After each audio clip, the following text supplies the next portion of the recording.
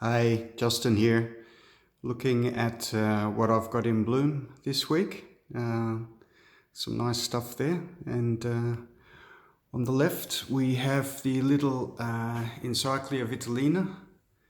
Really nice little orange and yellow flowers. I've had this for quite some years. It's a pretty reliable bloomer. Didn't do that well the last couple of years, but seems to be doing better again now. And next to that there's a Bifoliates hybrid. What does it say? Hannah Kramer. It's Ferianum hybrid. Has been in flower for several months now, so it's hanging on for a long time. Next to that, Ludomaniana, once again, species. It's been blooming for about a month, I guess, several weeks. Yeah, little miniature. Next to that, Cascaliana. Really nice flowers on that. This one has been a recovery plant which has been in recovery for a very long time, probably 10 years. Took it for me to get it to flower.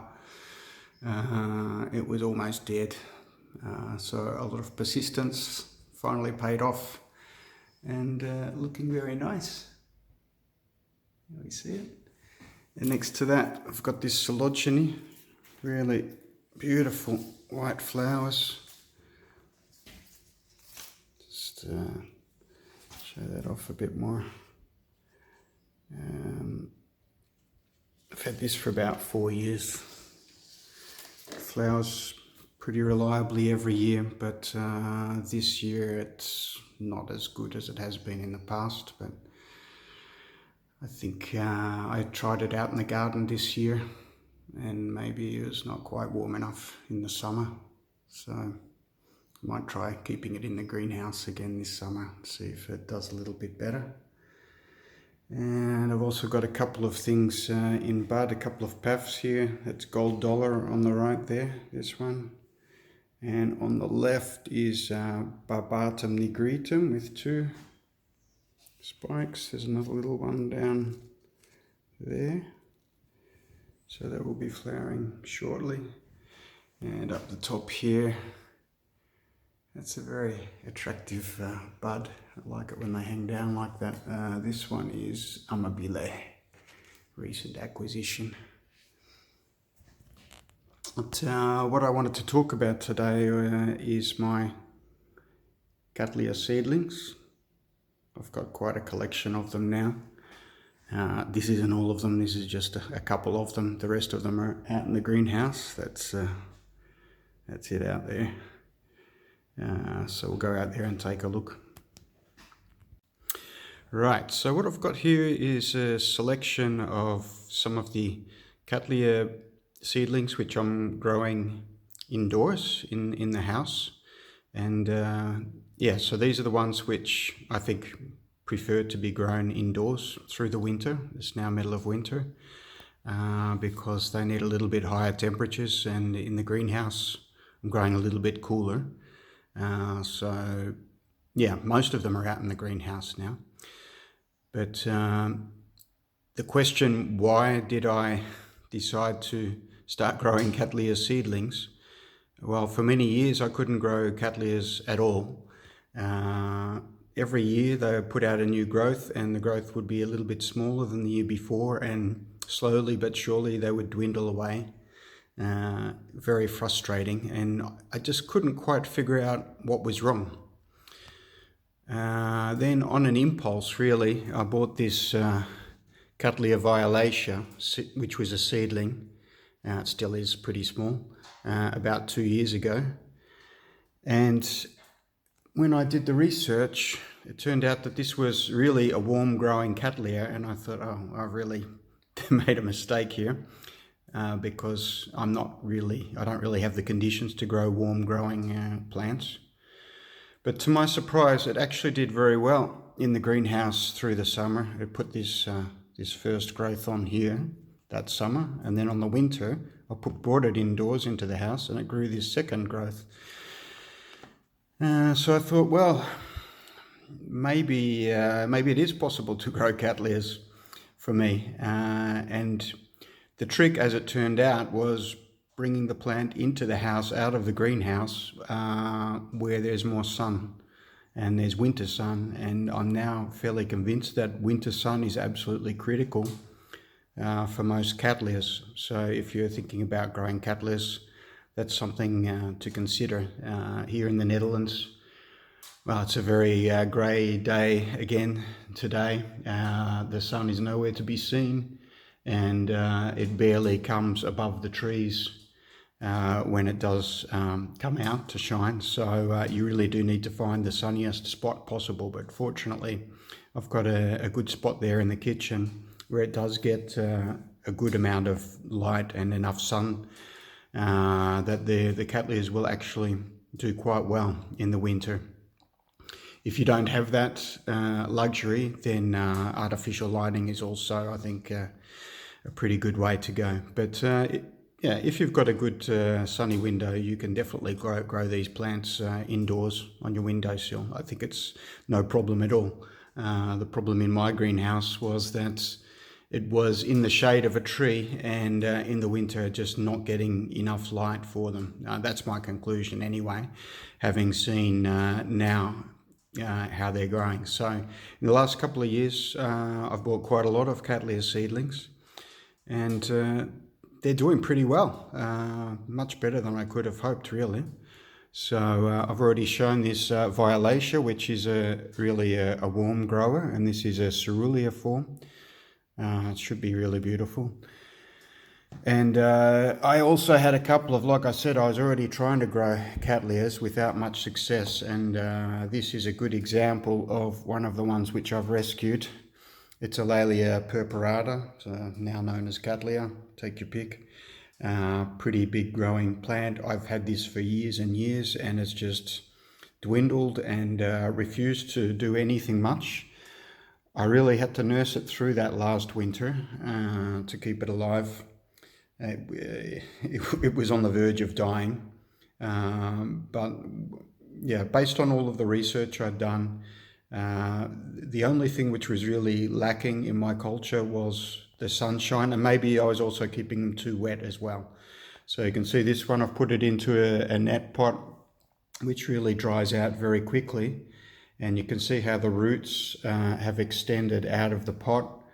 And so the way I water this is to just let the water run out of the pot and sit in a little puddle of water, which dries up pretty quickly.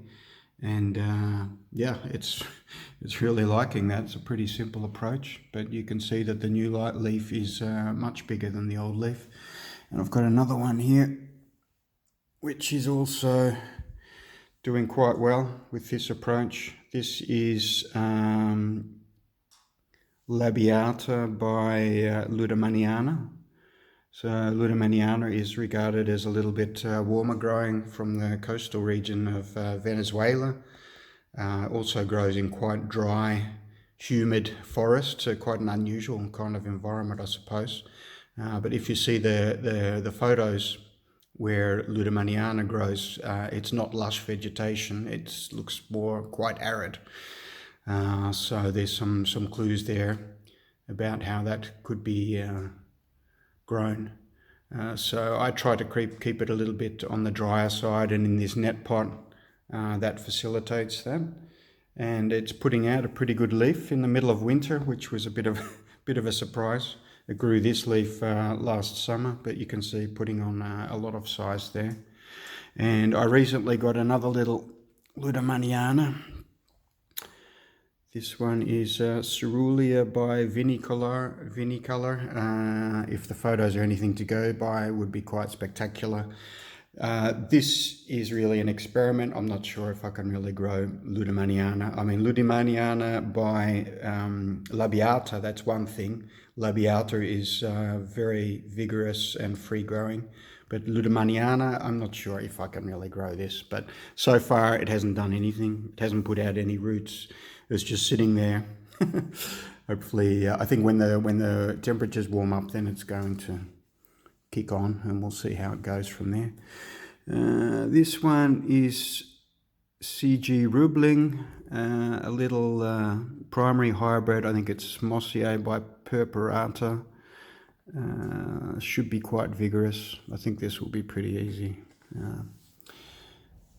What else have we got here? Oh yeah, this is a nice one, Dorado. This is another warm growing one. Yeah, also needs good strong sunlight. They say it needs a drier rest in the winter. It fell out of the pot, so that's why the roots are sitting on top. But, yeah, this grew very well in the summer. Put on this big leaf. So happy with that. We'll see how it goes. What else have I got here? This one is Bifoliates by Intermedia by Rex. So a very interesting little hybrid. Yeah, seems to be doing fine. It's in active growth now. Rex is a warm grower as well. Much warmer, would like much warmer temperatures than I can give it, but hopefully in the hybrid configuration we'll get something nice. And this is another little hybrid here, Easer, which is Canamiana by Octave Dion. And here we've got another hybrid. This one is YTI Cerulean. So this should be a really nice hybrid so far. Has not really done anything much. I've had it for 4 months, so yeah, we'll see how it goes. This one is Taiwan Chief Wine Van Gogh. Yeah, a really nice, more complex hybrid with red flowers, 2 different shades of red. Yeah, it's pretty slow to get established, but it is coming on now, so hopefully we'll get some good growth on that in the summer. Okay, so here we are out in the greenhouse, and this is my LC Dinard Blue Heaven. I know that a lot of people are trying to grow this one with mixed success. I'm keeping this one fairly dry and watering it very carefully, but you can see it's got some root tips there. Also in there's a little root starting off, and I'm growing this under the Mars Hydro lights, but I'm growing it not too close to the lights. It's a pretty light color as it is, so I think that's close enough where it is there. But yeah, I think the trick with this one is just don't give it too much water and wait until the roots establish themselves. I've got a good example what can happen if you give too much water. Yeah, this is my Germania. This was an import from Brazil with no roots, and it refused to grow any roots until now, which is like 8 months later or something. What's it on there? 9-10 months ago. That's what can happen if there's no roots. It can't absorb the water, and it's just going to wither away. So wait for those roots and hope that the roots come. But yeah, it's funny because some plants you can put them in a very water retentive medium, and they'll soak up the water even if they've hardly got any roots. This is a good example. Cascaliana, Blue Dragon. This was also a rescue plant. Almost killed it, but yeah, it's responding really well to growing under the lights here, and you can see the root growth. And I put it into this mix which has got sphagnum mix in it, and it's shot out new roots. And like a month ago or 2 ago, this plant was looking pretty sick. So yeah, I think the light is really the key there. The light triggered it to start throwing out some roots. And what I observe more and more is, I think with the roots in the Cattleyas, they all have their own way and time of growing roots. Yeah, this is another one here. This is Myrmecophila exaltata. Look at the roots growing on that. But what I think is that they're very hormonal, so sounds a bit funny, but they grow roots when they want to grow roots, and when those hormones kick in, they're really going to push the roots out if they have the right conditions. But when those hormones aren't kicked in, they're not going to be sending out any roots. So it doesn't really make sense to give them a lot of water if they don't have any roots. And yeah, if the roots stay wet for too long, then they're going to rot off. So but every plant, every species is a little bit different. So some of them can take a lot more water than others, and I was kind of surprised that the Cattleyas can take as much as they can in terms of water. Some of them anyway. Some of them probably can't, but especially when they're growing, when the roots are actively growing and they've got good roots, they can really take a lot of water. Okay, well, I won't go through every plant individually because I think it's just going to become a very long video otherwise. But so what I've got here is 3 Cattleya varsvichii, also known as Cattleya gigas. 2 of them are little seedlings. This one is Orchid Eros. You can see the roots growing really well. That's a selected clone, quite an expensive seedling if you want to buy it. And this one is Cerulean. This was comparatively cheap seedling, but both doing very well with good root growth. You can see all the active root grip, actively growing root tips. And it is the middle of winter, but certainly having them under the artificial lighting makes a huge difference there. And this is a larger plant which I've had for many years. It has flowered once, but it sort of does well for a while and then it gets a setback, so it's a little bit finicky. But yeah, hoping to get that one back into flower again. Okay, these are my Cattleya triani seedlings, 3 of them. So I've got Amziana here on the right. That's a very soft, pale pink. Sangradatura, that's a very deep, intense pink. And Cerulean pincelada by Semi-Alba. Also, yeah, Semi-Alba, I guess. You can see the pretty good condition. This is the only one here that's in active growth at the moment. Bit of a mystery why this one would be in active growth and the other one's not, but that's just the way it goes sometimes. Okay, and here we have 3 more miscellaneous unifoliate Cattleya species. On the left, Warneri alba. Warneri is from Brazil. In the north, very closely related to Labiata. Persivaliana Purpurada. Not too sure where Persivaliana is from. I think it's probably also from Brazil, but don't quote me on that. And this one is Mossiae Cerulean. Mossiae is from Venezuela, if I'm not mistaken. The Cerulean form of Mossiae is really nice one. So I look forward to that. It has been a little bit of a funny grower. It's putting some roots out again now, but yeah, you can see a lot of the roots are dead there. It's got some roots in the pot as well. I think it'll be okay, but yeah, it's not as vigorous as some of the other species. Maybe it needs to build up a bit of momentum. This Persivaliana is looking pretty good. Yeah, good roots on that. It's in the winter rest, I guess, but yeah, the roots might be indicative that it's going to be coming into growth soon. Warneri alba, this has grown really well. It's funny, it's not really what I expected.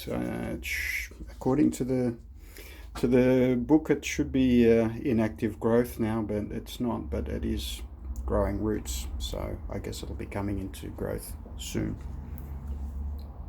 Okay, the next species I'd like to look at is Catalina Maxima. So I've got three little Catalina Maximas here, including one hybrid. This one's Catalina Maxima Chadwick's Dark. Nice root growth on that. This is a very old plant which kind of refused to die, but also refused to flourish. Had it for many years, but yeah, I think it's starting to come back now. It's been a pretty long process, but you can see this bulb here, nice and plump and putting out a growth now in the middle of winter. So I think it's on the path to recovery. We shall see. This one is Cattleya Intermedia Akinii by Maxima Cerulean. That should be a nice hybrid there. Doing fine. And while I'm on that one, I have also got Cattleya Suavia Akinii. Just gave it some water. Yeah, this is growing. This is looking great. Yeah, it should be doing well, I hope. And then, of course, Suavia Akinii is Intermedia by Mendelii. And it's the Akinii means that it's with the Flammea form. And then I've got Cattleya Intermedia Flammea. So I've got like the whole sort of lineage there of this hybrid. I've got all of the constituents. So this is Intermedia Flammea. And I think they're regarded as pretty easy growing, the intermediates, but I have killed them in the past, so hopefully I'll do better this time.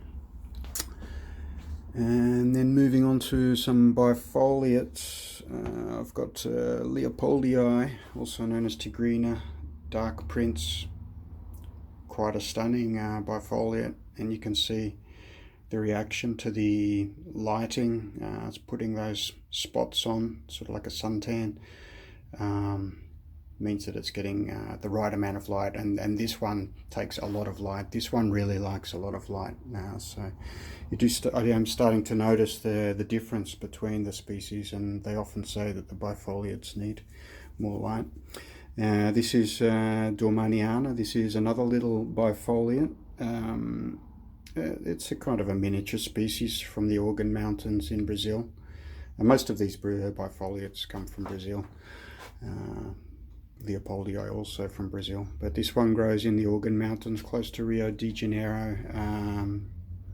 Sophronides coccinea also comes from there, but this one apparently grows quite different than Sophronides coccinea, even though they come from the same area or region. This one grows a bit warmer and a bit drier, so Sophronides coccinea I don't have. I think I've had it in the past, and it's known to be a bit difficult. Here we've got Elegance by Hardiana.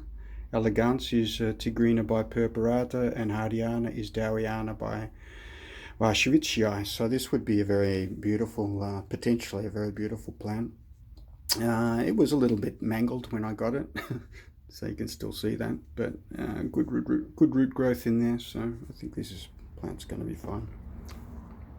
Okay, so next up we've got some Walkeriana hybrids. I don't dare to try the species of Walkeriana just yet. I first wanted to get some experience with some hybrids to see if it would be possible in my conditions. I'm a little bit doubtful about it, but this one, Delosa Gorgeous, which is an albino hybrid with Warner eye, I think.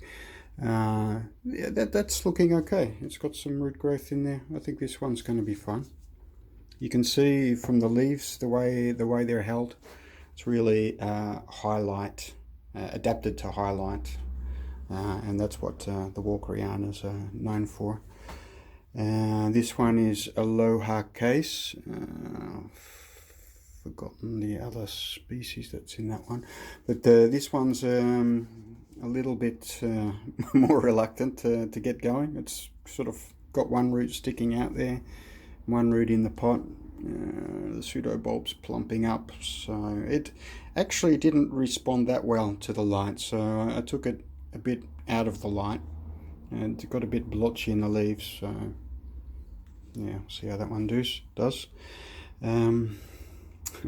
Cattleya Love Knot, very cute name. It's Sincarana by Walkeriana. This one really is quite reluctant to do anything. Yeah, time will tell with this one. But yeah, that's that's kind of what I was afraid of, that these might be a little bit challenging.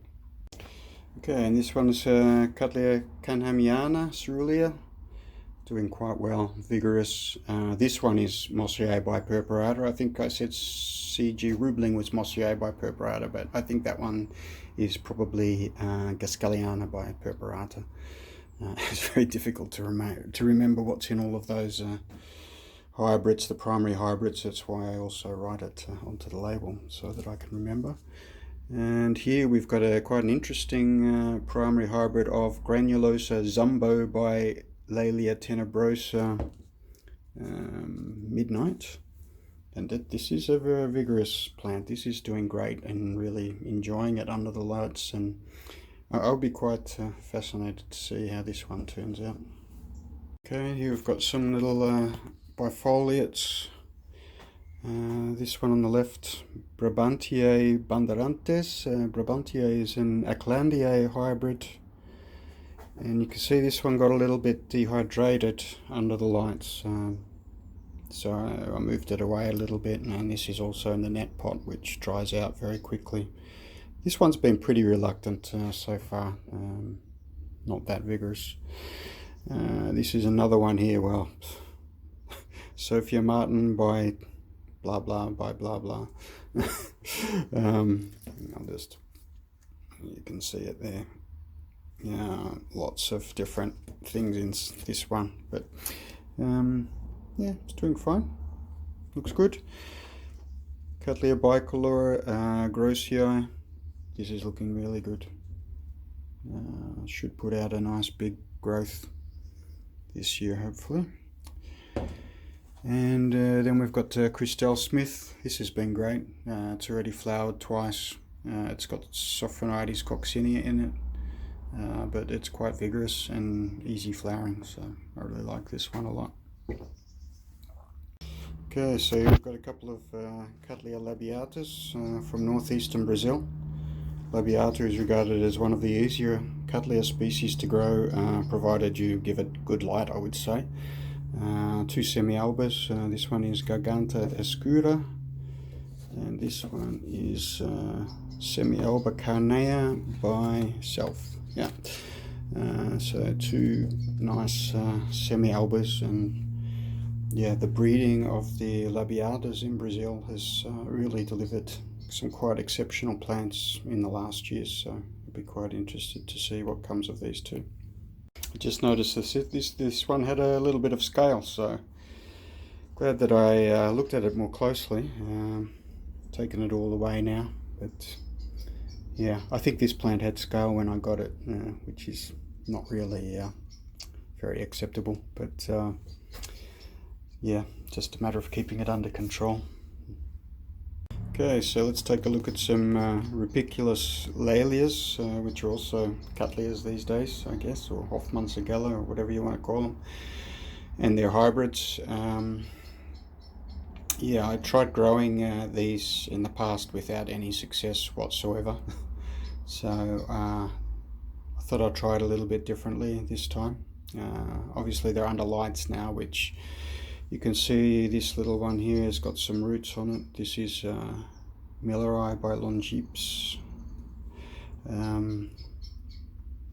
Yeah, so I'm growing it in a very moisture retentive mix with sphagnum moss. Last time I tried growing them in rock, as is recommended by the American Orchid Society on their website, I think.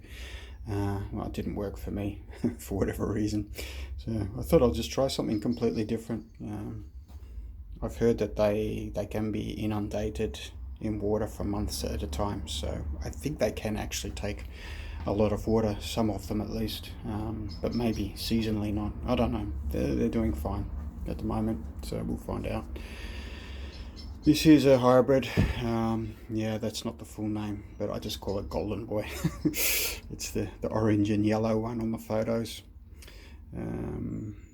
Yeah, that's doing pretty well. That's growing. What's this one is? Psyche is a primary hybrid. I think it's Coccinia by Cascaliana or something like that.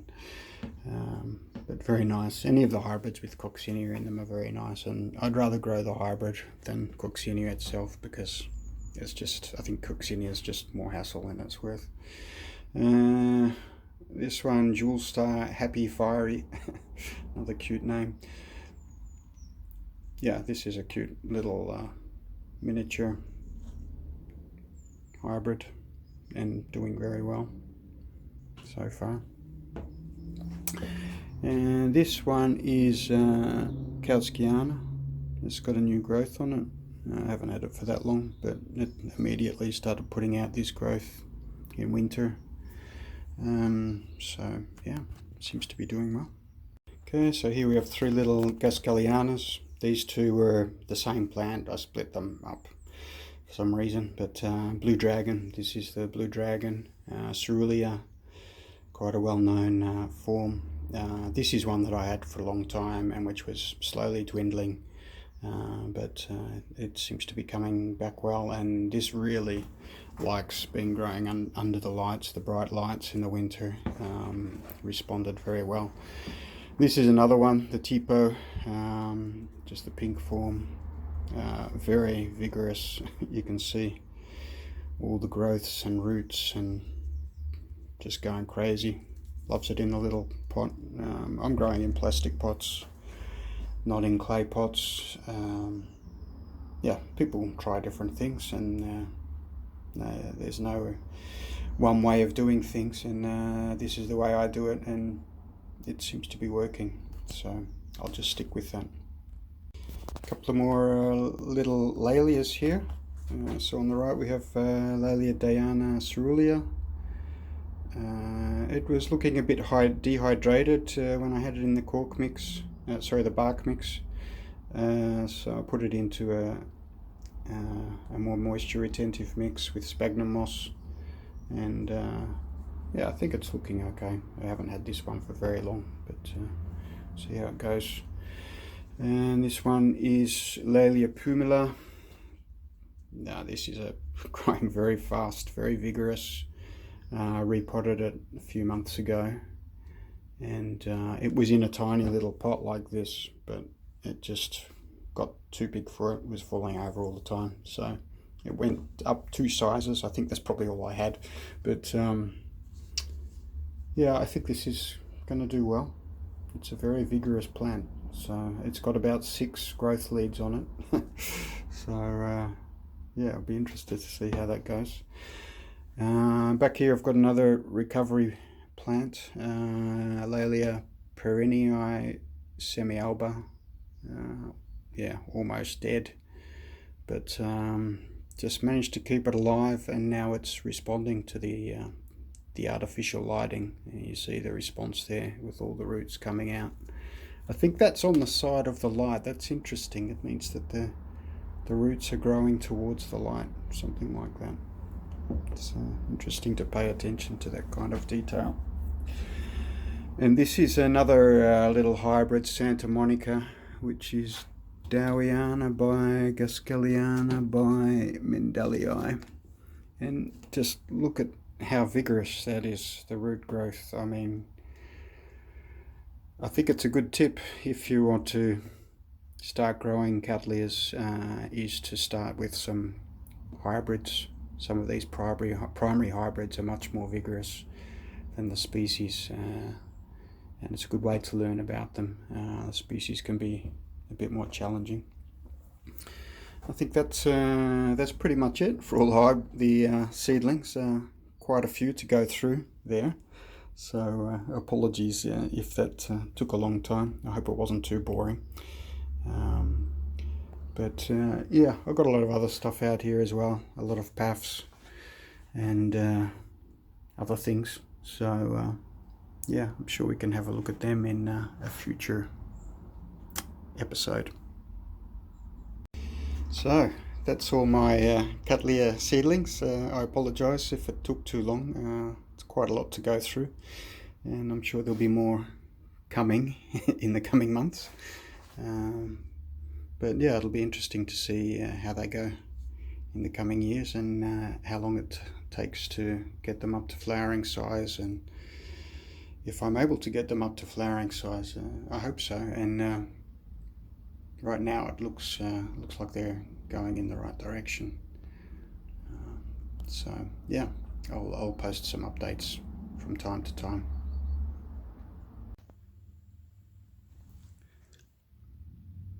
Here's some bonus footage of the kitten destroying my plants, as is his wont.